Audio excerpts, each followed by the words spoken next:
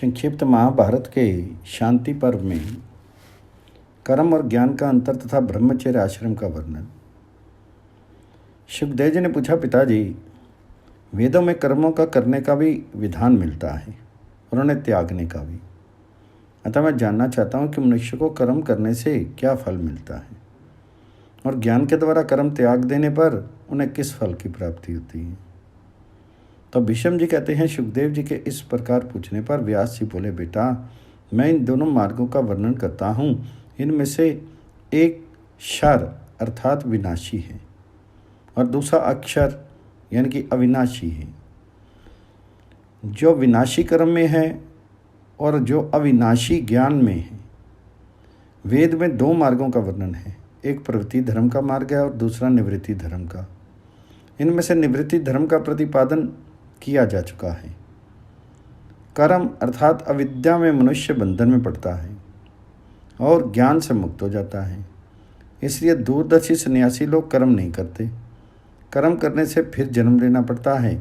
16 तत्वों से बने हुए देह की प्राप्ति होती है, किंतु ज्ञान के प्रभाव से जीव नित्य अव्यक्त अविनाशी परमात्मा को प्राप्त होता है। कुछ मंदबुद्धि मनुष्य सकाम कर्म की प्रशंसा करते हैं, इसलिए वे भोग आसक्त होकर बारंबार शरीर के बंधन में पड़े रहते हैं। परंतु जो धर्म के तत्व को भली भांति समझ करके सर्वोत्तम ज्ञान प्राप्त कर चुके हैं, वे कर्म की उसी तरह प्रशंसा नहीं करते जैसे प्रतिदिन नदी का पानी पीने वाले मनुष्य कुएं का आदर नहीं करते। कर्म का फल सुख दुख और जन्म मृत्यु, किंतु ज्ञान से उस स्थान की प्राप्ति होती है जहाँ जाने से सदा के लिए शोक से पिंड छूट जाता है, जहाँ जन्म और मृत्यु की पहुँच नहीं होती और जहाँ पहुँचा हुआ जीव फिर इस संसार में लौट कर नहीं आता है। तो ज्ञान होते ही बिना क्लेश के प्राप्त होने वाले और कभी भी विलग न होने वाले अव्यक्त अचल एवं नित्य ब्रह्म का साक्षात्कार हो जाता है। उस अवस्था में सुख दुख आदि द्वंद्व तथा मानसिक संकल्प बाधा नहीं पहुँचाती। उस स्थिति को प्राप्त हुए मनुष्य सर्वत्र समान दृष्टि रखते हैं, सबको प्रिय समझते हैं और सब प्राणियों के हित में तत्पर रहते हैं। तात ज्ञानी और कर्म आसक्त मनुष्यों में बड़ा भारी अंतर होता है। ज्ञानी का क्षय नहीं होता और कर्म आसक्त मनुष्य चंद्रमा की कला के समान घटता बढ़ता रहता है। वह मन इंद्रिय रूप 11 विकारों से युक्त होकर जन्म धारण किया करता है। कमल के पत्ते पर पड़ी हुई पानी की बूंद के समान जो स्वयं प्रकाश जिनमें देवता हृदय काश में विराजमान हैं, उसे क्षेत्रज्ञ अर्थात परमात्मा समझना चाहिए। तथा जिसने योग के द्वारा चित्त को वश में किया है, वह जीवात्मा भी उसी का स्वरूप है। सुखदेव जी ने कहा, पिताजी, इस संसार में युग युग में जिस सदाचार का पालन होता आया है, उसे सुनना चाहता हूँ तथा संत लोग जैसा बर्ताव करते हैं, जैसा ही मैं भी करना चाहता हूँ। आपके उपदेश से मैं पवित्र हो गया हूँ तथा मुझे जगत की रीति नीति का भी ज्ञान हो गया है। अब मैं धर्मचरण से बुद्धि का संस्कार करके स्थूल देह का अभिमान त्याग करके अपने अविनाशी स्वरूप परमात्मा को प्राप्त करूँगा। व्यास जी ने कहा, बेटा, पूर्व काल में ब्रह्मा जी ने जिस आचार व्यवहार का विधान किया है, पहले के सतपुरुष और ऋषि महर्षि भी उसी का पालन करते आए हैं। ऋषियों ने ब्रह्मचर्य के पालन से ही पुण्य लोकों पर अधिकार प्राप्त किया है। इसलिए अपना कल्याण चाहने वाले मनुष्य को ब्रह्मचर्य का पालन करके आत्मबल प्राप्त करना चाहिए। फिर वानप्रस्थ के नियम से वन में रहकर फल मूल का भोजन और पुण्य तीर्थों में भ्रमण करते हुए तपस्या करनी चाहिए। प्राणियों का हिंसा से बचे रहना चाहिए। इसके पश्चात सन्यासी होकर भिक्षा से जीवन निर्वाह करते हुए आत्म तत्व का चिंतन करना चाहिए। भिक्षा लेने उस समय जाना चाहिए जब गृहस्थों के घर में रसोई घर से धुआं निकलना बंद हो जाए और मूसल से धान कूटने की आवाज़ नहीं सुनाई पड़े। इस प्रकार जीवन व्यतीत करने वाला मनुष्य ब्रह्म स्वरूप हो जाता है। सुखदेव, तुम भी स्तुति, नमस्कार तथा शुभ अशुभ विषयों का त्याग करके जो कुछ फल मूल मिल जाए उसी से भूख मिटाते हुए वन में अकेले विचरते रहो। सुखदेव जी ने पूछा, पिताजी, कर्म करना चाहिए और कर्म को त्याग देना चाहिए, ये जो वेद के दो तरह के वचन हैं, लोक दृष्टि से विचार करने पर परस्पर विरुद्ध जान पड़ते हैं। ये प्रमाणिक है या अप्रमाणिक?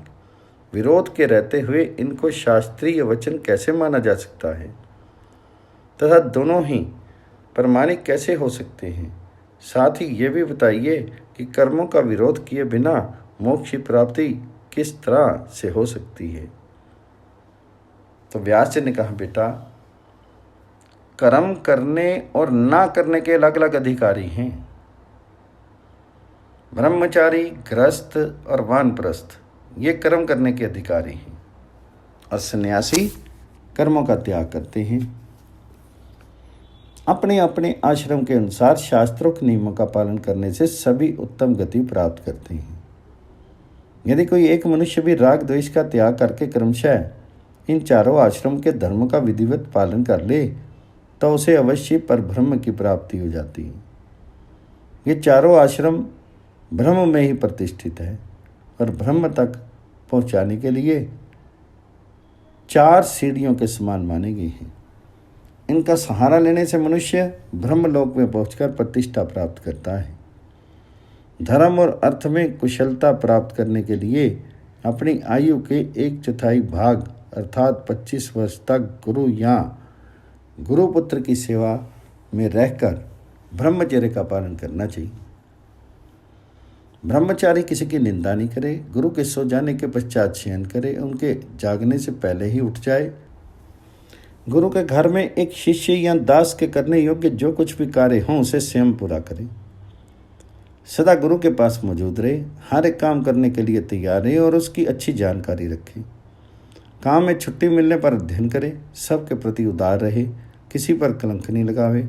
आचार्य के बुलाने पर तुरंत उनकी सेवा में उपस्थित हो जाए। बाहर भीतर से पवित्र, प्रत्येक कार्य में कुशल और गुणवान बने। बात करते समय बीच बीच में ऐसा प्रसंग उपस्थित करे जो सुनने वालों को अनुकूल और प्रिय जान पड़े। इंद्रियों को अपने वश में करके गुरु की ओर शांत दृष्टि से देखे। आचार्य जब तक भोजन और जलपान ना कर लें तब तक स्वयं भी नहीं करें। उनके बैठने से पहले ना बैठे और शयन करने से पहले ना सोए।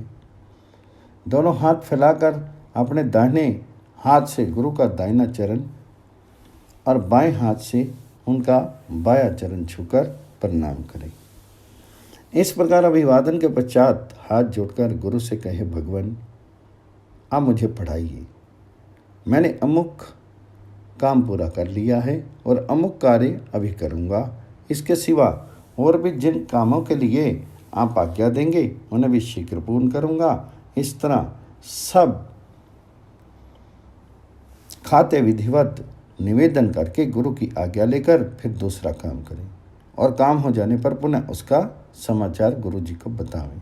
जिन जिन गंधों और रसों का सेवन ब्रह्मचारी के लिए निषिद्ध है उनका वह त्याग करें। समावर्तन संस्कार के बाद ही वह उनका उपयोग कर सकता है। यही धर्मशास्त्र का निश्चय है। इसके सिवा और भी ब्रह्मचारी के जितने नियम शास्त्रों में विस्तार के साथ बताए गए हैं उन सब का वह पालन करें तथा सदा गुरु के समीप रहे। इस प्रकार यथाशक्ति सेवा करके गुरु को प्रसन्न करें और ब्रह्मचर्य का व्रत का पूरा हो जाने पर उन्हें गुरु दक्षिणा देकर शास्त्रोक्त विधि के अनुसार समावर्तन करें। इसके बाद वह गृहस्थ आश्रम में आने का अधिकारी होता है।